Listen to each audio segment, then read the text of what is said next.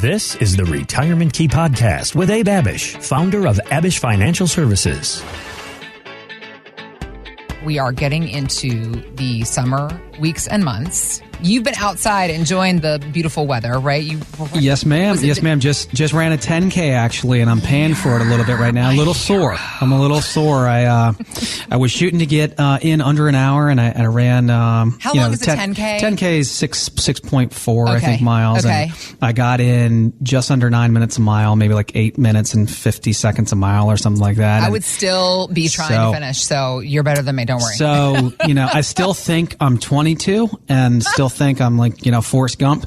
Yeah. And so I'm paying for that a little bit now. But, you got to stay young, got to stay healthy. And we have a lot of clients that are long distance runners. I mean, we had a client that was running, let's see, I think he got up to somewhere between, this is ultra runners, right? Like somewhere between 50 to 100 miles. This was a guy that was approaching 70 years old, a client of ours. So, I mean, you're feeling sore after your 10K. This guy's running 1,500 miles. This is a person you could learn something from. Take the lessons of this 10K, talk to him, be like, what can I do better so I'm not sore, or cut my time? Give me some tips, runner man. I got my eyes on the whole triathlete thing. A lot of my friends and mentors are getting into triathlons and everything like that. And a lot of our clients have done that too. So just a great way to stay in shape, man. You got to keep the pounds off. But truly, when it comes to something big like that, triathlons, marathons, that there really is a camaraderie effort. There is a community. Yes. There are people seeking advice, sharing advice. All of that comes into play. Yeah. And that very much, that same element comes into play with the work you do. This whole idea of retirement planning, how much we have to do ourselves, and hoping to find people, a la the folks at Abich Financial Services, a local family-owned business in Ashburn, here to help you if you have questions, of course. Looking for that group effort to help us better understand what we can do for the years ahead. And there really is some truth and effort into that conversation about what can we learn from our own mistakes and apply them. And if you pay attention, some cases, this is where the advice comes in, what you can learn perhaps from other people's mistakes. Thinking about the conversations you've had, there have definitely been retirees or folks that are about to retire, or they wish they had changed things or done some things better, that have come to you and they told you about these lessons learned and wishing that they could have done better to prepare for retirement. What are some of the more common mistakes that you've heard people say in this space? Oh man, Heather, I can't tell you how many of these I've heard. I often hear, Abe and the team, I wish I met you 5 to 10 years ago. I'd be so much better off. And so we can't look backwards, right? You got to look forwards and plan for the future. But here are some common themes and things that I hear from our clients and prospective clients that they say to us when they're meeting with us. Man, I wish I would have created a comprehensive plan long ago, right? I have more clarity now. I can stand taller now. I see where we're going. It's so helpful for the husband and wives to have a plan together. And if you're single, same thing. Yeah. For you to have direction and clarity and focus and a roadmap for you to know where you're going, right? What are the pitfalls you should be preparing for? What are the things you've done really well that you want to continue doing? Mm-hmm. Simple things, Heather, like not putting all of your eggs in one basket. I'm talking about investments and taxes. So on the investment side, not putting all of your money in the stock basket or the cash basket or the annuity basket or the bond basket. You want to have diversification and proper allocation as you're transitioning into full retirement. And you want to be thinking about growth and income, usually not just pure growth. And most people that are coming on board to work with us are having to lower their risk because they're coming to us invested as if they're still 40 and 50 with 80, 90%, 100% in stocks. And they know they've got to lower that allocation in their portfolio. Another big one, Heather, is not taking advantage of contributing the maximum amount to their TSPs and 401ks to include the catch-up provision.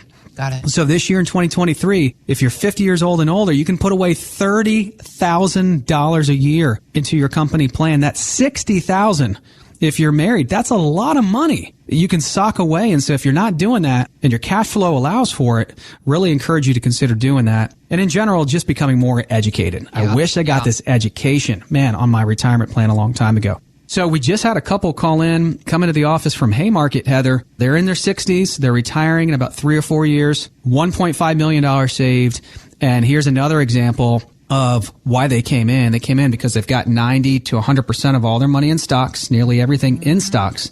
They've done well. That served them well, not last year, but, over the last 5 or 10 years. Yeah. And so they're concerned as they're transitioning into retirement that, is this the right portfolio for me? And they knew they were taking on too much risk and stock exposure in the market. And the other thing they were concerned about, Heather, and the problem that they had is that almost all their money, just like so many people we meet with, was all in the pre-tax bucket. TSP, 401ks, and IRAs between the husband and wife. So here we are with a good savings problem. Like, we have a good amount of money saved, 3 or 4 more years left of work to max out 401ks and to save more money, but we're taking on too much risk. And if taxes go up and the tax code changes, and then we retire and we have fewer deductions than we did when we were working, could be sitting on a tax issue as well.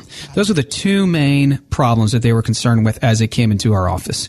So the solution for them was to fix those problems, right? Like a doctor's going to diagnose, say, hey, here's what the problems are. Here's how we can help you fix them. You need to start taking this medicine and that medicine. You need to stop eating that much, so much sugar and things like that. Well, you need to reduce the stock exposure if you're 65 years old and you've got 95% of your money in stocks. I mean, that would be true for most people, not everybody, but for most people, because now your paychecks are going to stop and you don't want to be invested as if you're a 40-year-old.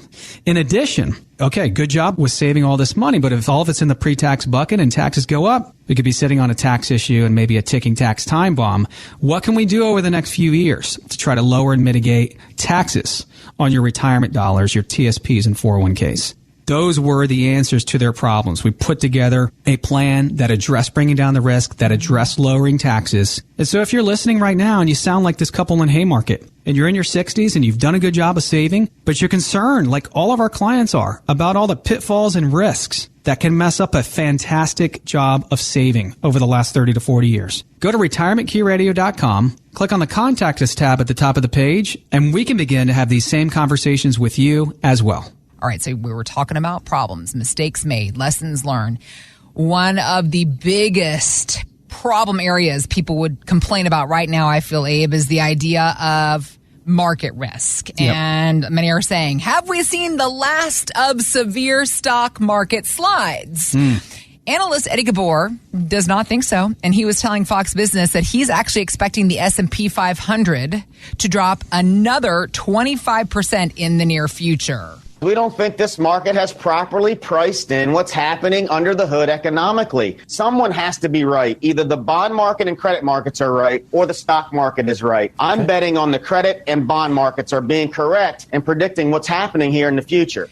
Gabor did go on to predict that a rebound would occur in the third and fourth quarters. But Abe, in the meantime, what are you telling folks who are afraid of the quote-unquote other shoe dropping? Man, Heather, to answer your first question, have we seen the last of severe stock market slides? No. Look, the markets go up and down over your lifetime, and it's healthy and normal for the markets to do this. But we have to have a plan when the markets go down, right? We just don't want to take it on the chin and lose 20 to 40%. I mean, 2022, most people are coming off negative 15 to 20% returns where people lost hundreds of thousands of dollars in 2022. And this year, the markets have been up so far. But as Eddie Gabor says, he's expecting a decent drop. I don't know if we're expecting a 25% drop, but we have the same feelings as he does, is that we're not out of the woods yet. And if we're not, this is why as a firm, we're being more defensive and more conservative right now, because our beliefs as a firm is that we're not yet out of the woods. And if we're right, we've got to limit the downside as much as possible. Okay. And is it also not true that we as a group of people, we need to understand that there will be volatile times, recessions, probably several times over in our retirement years? Yes, absolutely, Heather. But with that, always opportunities abound, right? Okay, opportunities always abound. Okay. You can make money on the up or down. I mean, do you not think Warren Buffett makes money when the markets are negative? He made money last year in 2022. So you can make money whether the markets are up or down. You need to be right with the right firm. You need to have the right portfolio and allocation. And you need to know about all the options available to you. We just had a gentleman call in and come into the office from Fredericksburg, Virginia. He's got about $1 million saved. And as we did an analysis on his entire portfolio, Heather, we gave him a portfolio x-ray. Yeah. We found out that he was 85% in stocks and he's retiring within 12 months. He's won the game financially. So when we did the analysis on the entire portfolio and the entire plan, we found out that with pension, Social Security, military pensions, FERS pensions, Social Security checks, and things like that, that covers most of the bills, and that they would need just a tiny bit from the portfolio to supplement their income. In other words, they won the game. Why take on any extra risk than necessary? I think about safety valves, right? If you've won the game and you're listening right now, you're in your 60s, late 50s, 70s. You've saved enough. You've hit your mark. Why then would you take on any extra risk than necessary if you've won the game? Because with rates having gone up, a 6-month treasury right now, Heather, is paying over 5%. You can get 4 to 4.5% in the money market. If you don't need to make a lot of money, why take on any extra risk? Right. And so that's what we recommended for this gentleman who was 85% in stocks, invested as if it was an 8.5 on our scale of 1 to 10, is to bring that risk down to a number, to an amount that was decent. Because if they live another 30 years, which they could, they were concerned about that money lasting them the rest of their lives. Yeah. We do need to keep up with inflation. We do need to generate income. Let's not get hit with another 20 to negative 40% by taking on too much risk. If you're listening right now and you sound like this gentleman in Fredericksburg and you believe you have enough money saved, you believe you've won the game and you've accumulated enough, but you may be taking on too much risk.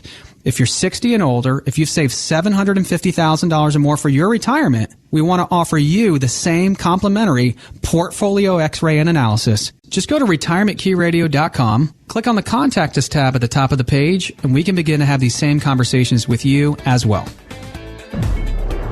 Thanks for listening to the Retirement Key Podcast with Abe Abich. To learn more about Abich Financial Services, visit retirementkeyradio.com. And join Abe for his radio show, The Retirement Key, Saturdays at 8 a.m. and 2 p.m. and Sundays at 2 p.m. on WMAL. Investment advisory services offered through Abich Financial Wealth Management, LLC, number 310633, a registered investment advisor firm. Financial professionals are not licensed in all 50 states. To find out if Abraham Abich is licensed in your state, please call 571-577-9968. Abich Financial Services is not affiliated with nor endorsed by the Social Security Administration or any other government agency and does not provide legal or tax advice. Annuity guarantees rely solely on the financial strength and claims-paying ability of the issuing insurance company. By contacting us, you may be provided with information about insurance and annuity products offered through Abich Financial Services, Inc., Virginia Insurance License number 127820.